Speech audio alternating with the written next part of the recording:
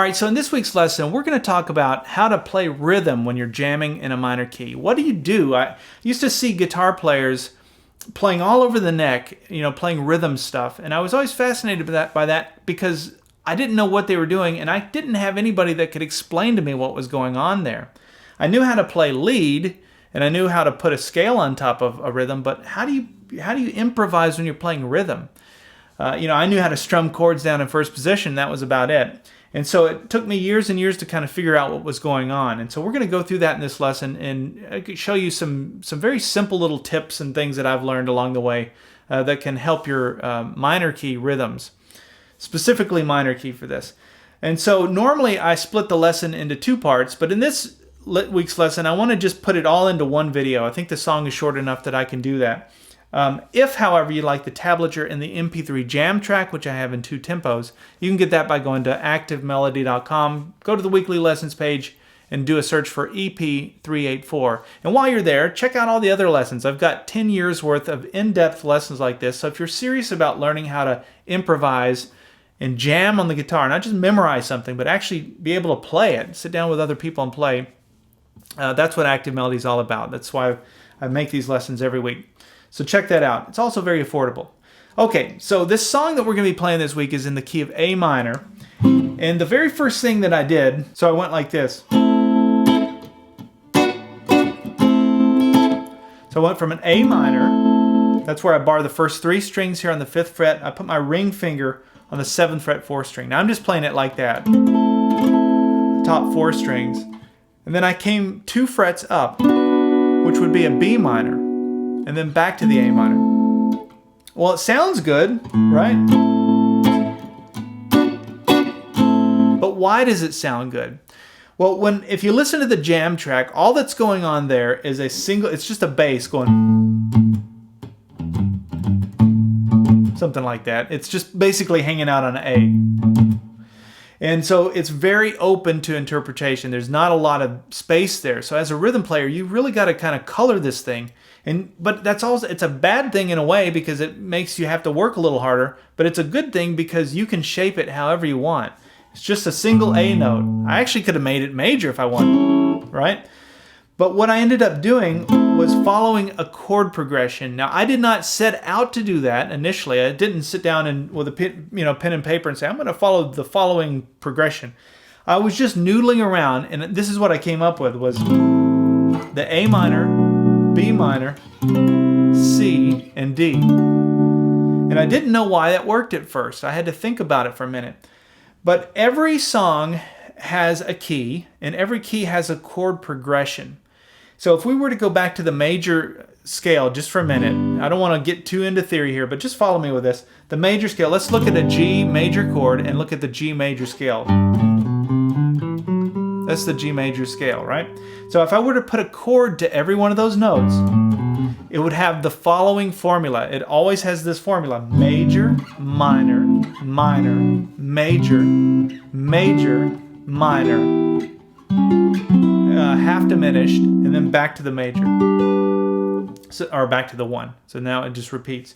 But it always follows that formula. So even if I took that G major scale and I started on the 2nd chord instead of starting on the 1st chord, so the 2nd chord is that minor, right? So there's your A minor. Some of you are starting to see where this is going. You have that minor, minor, major, major, minor. So that's where those chords came from. So back to the beginning of this then, when I played,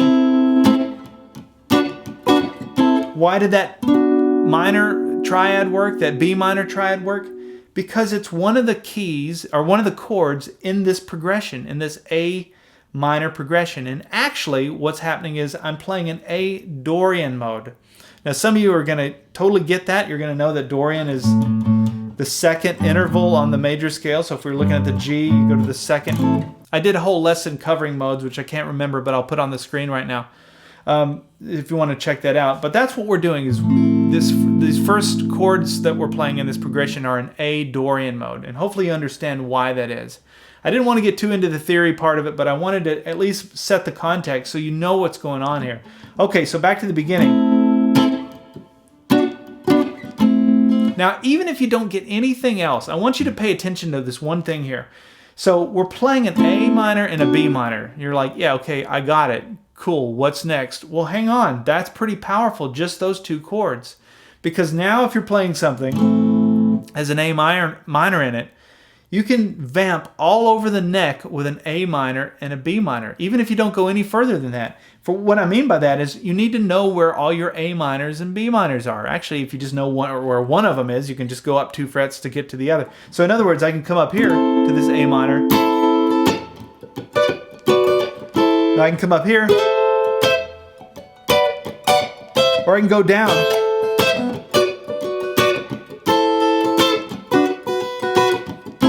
Look at what I'm doing there. I'm just playing A minor, B minor, but I'm playing it in different voicings.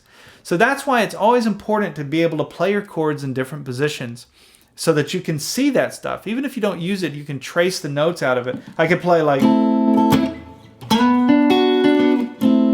a little fill lick. I'm just picking the notes out of that B minor chord, but now you kind of know why that's working. And you can go back to lesson EP384 if you'd like to see a lesson on the 3 different minor patterns that I'm using there. Okay, so I know I've said a lot, we've only played a little bit, but I think you're starting to already get some ideas here. All right, so back to the beginning.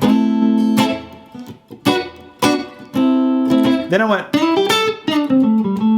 now what is that? That's just the minor pentatonic scale. I threw in a little minor pentatonic like, now I could have thrown in a Dorian thing,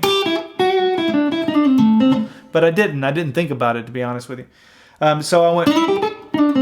So I came up to pattern 2 of the minor pentatonic scale for A minor. Middle finger is on the 9th fret 3rd string, 8th fret 2nd string, 10th fret 2nd string. Into that little triangle there. Then we're going to slide back down. Those little slides really make it. Slide down the 7th fret 3rd string, and then we're going to go 7, 5, 7, 5 on the 3rd and 4th string. And then when I go to that 7th fret 4th string, I'm back in position to play the A minor chord again. Now the song just loops. So I go back to the B minor, and then back to the A minor. The other thing I want to just mention is the timing of this. So when I'm playing this, that makes sense. It's down, up, down, right? Down, up, down. And then I come up here and go. These little bursts that happen, those would come in on the 1 E and a 2 E and if you wanted to get really specific about the 16th notes there. But it's just little bursts there. I got that from, I think, Mark Knopfler. I credit him for that. I know he does some of that when he's playing rhythm. And I love that sound. Just little hints. It's almost like a horn part, maybe.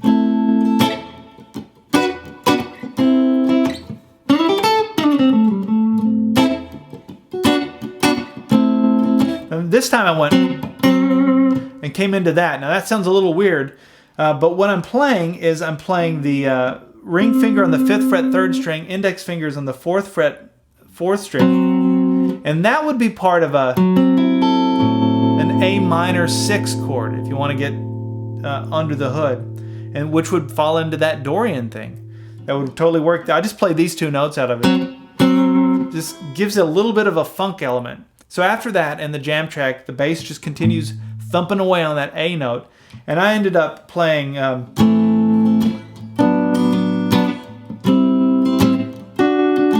Let's look at that.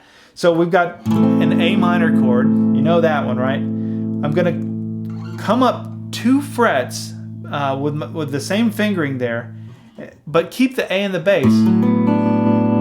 Really cool sound. What's going on there? Well, that's the B minor thing. Remember we did that already. We got the A minor to the B minor. We're doing it again, just in a different voicing. But I'm keeping the A in the bass, just like the bass player is doing in the jam track. So hopefully that's making sense. We're just following that same chord progression. And then I went to the C and the D. Now the way that I'm playing that is I'm borrowing the first 4 strings on the 5th fret, but I'm playing strings 4, 3, and 2. That's a C chord. And if you're wondering, like, how the heck is that a C chord? Well, think of your C chord if you use the A shape out of Caged. Look at where my pinky is here. That would be really all I'm doing. I'm just grabbing that. That also allows me, if I want wanted to bump that A string or throw that into the mix, it just adds to that sound. So you have A minor, B minor, C, and then if you come up 2 frets, you're playing a D. And then I keep going. I went, now what are these two? They're also the same chords. They're the C and a D. That's a C chord and a D chord. If you were playing the bar chord using the E shape. Hopefully some light bulbs are going off. You're going, oh, he's just repurposing the same chords. A minor, B minor, C, D, C, D. Now I'm just playing strings 2, 3, and 4 out of that. A little triad there. And then I came up here and went A minor, B minor again. We're just playing it in a different position. And again, that's why that EP384 would be a good lesson if you're wondering about these minor voicings, because I go through these in that. But for this one, I've got these 3 fingers in what would be considered the D7 shape, but I'm playing them here. So my pinky is on the 10th fret 2nd string. And then I've got my index finger on the 8th fret 1st string. And then I take that up 2 frets, and I've got the B minor. So A minor, B minor. So let's look at that whole walk up. A minor, B, C, D, C, D, A minor, B minor. Okay, and then the last thing I did at the end of that, once I got to the top of it, I went back into the minor pentatonic scale. And so that's 7, 5, 7. That's the 3rd string to the 4th string. And then that 5th fret 3rd string. And then once my ring finger goes down on the 7th fret 4th string, we're going to go to an F. Now I'm going to save that for just a minute. I want to back up now and play along with a slow version of the jam track up to this point so that you can hear everything with the timing with the jam track. 1, 2, 3, 4.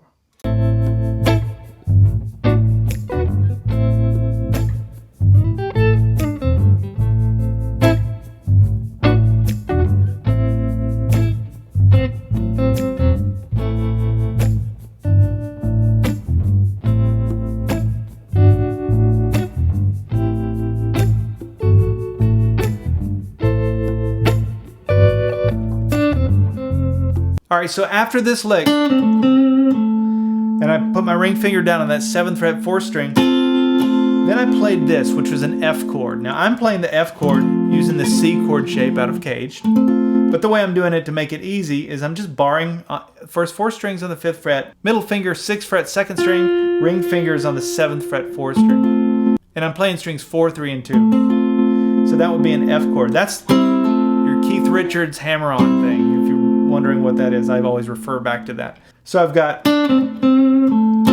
into that F.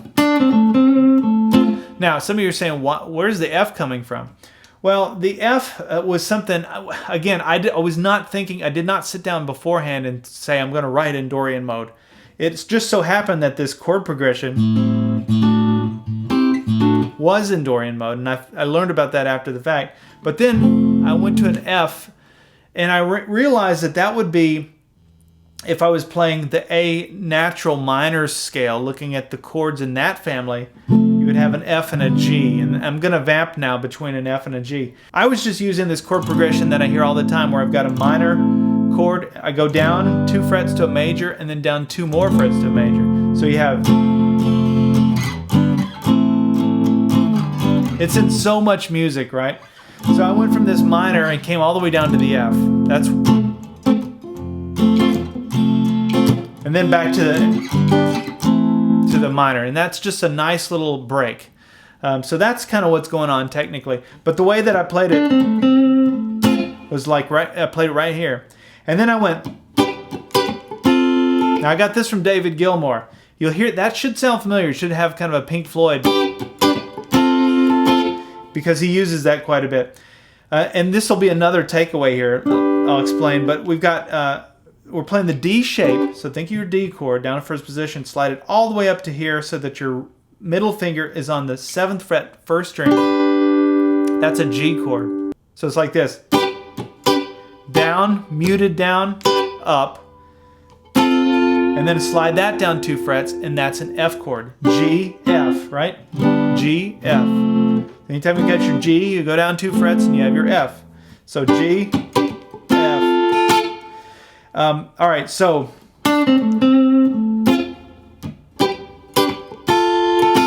and just like with the minor key, where you've got your minor chord, you can go up 2 frets and then come back and kind of vamp back and forth. You can do the same thing over a major chord. That's what's going on. F, G, back to the F. Okay, so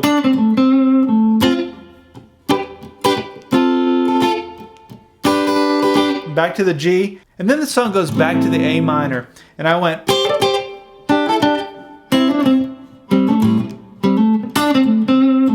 back to the F. Now what this is, these little double stops here, let me show you how to play them first. We're going to start with the 8th fret, strings 1 and 2. I do a downstroke and then an upstroke on the 10th fret, strings 1 and 2, playing that with my ring finger, back to the 8th fret. So you have kind of a weird sound, right?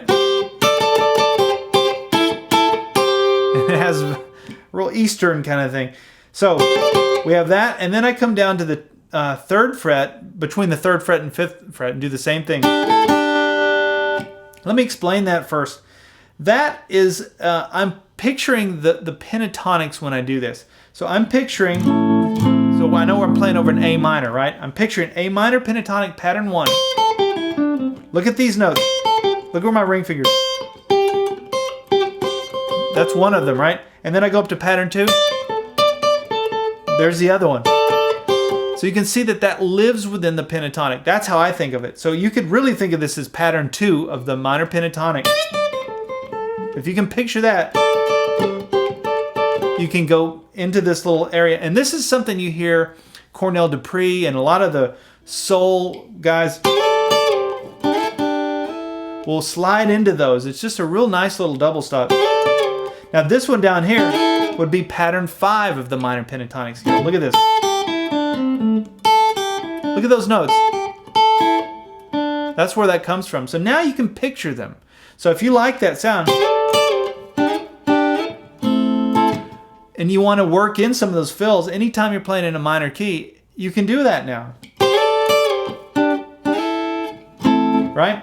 Okay, so I went, and then I went, so I barred the first 3 strings down, the 5th fret, playing strings 2 and 3, put my ring finger down on the 7th fret 3rd string, or did I do 2? I think I did 2 actually. Strings 2 and 3 on the 5th, 2 and 3 on the 7th. Either way it would work. And then do the same thing but on strings 3 and 4 now. 5th, 7th. So all together it's... And the reason these work is because they're in pattern 1 of the minor pentatonic scale. Hopefully that works, or it helps you see why that works, I should say. And then I'll come right back to that F. And the only difference this time, when I go to the G to the F, is I played a triplet this time, as opposed to, I went, so I'm sliding up into it again, 1, 2, 3, strings 1, 2, 3, slide it back down, and the last phrase that I played was up here and went. Now this should look familiar, at least these. That's your B minor and your A minor, right? So is this. This is that A minor. Look at that. If I were to play the A minor bar, that's the same as the A minor down here, right? I play it all the way up here. And just look at the top 3 strings. It's a little stair step, 12, 13, and 14. Strings 1, 2, and 3. So I hit that twice. B minor, down to the A minor here. And that's the whole thing. This was really just designed to give you these little chord vamps.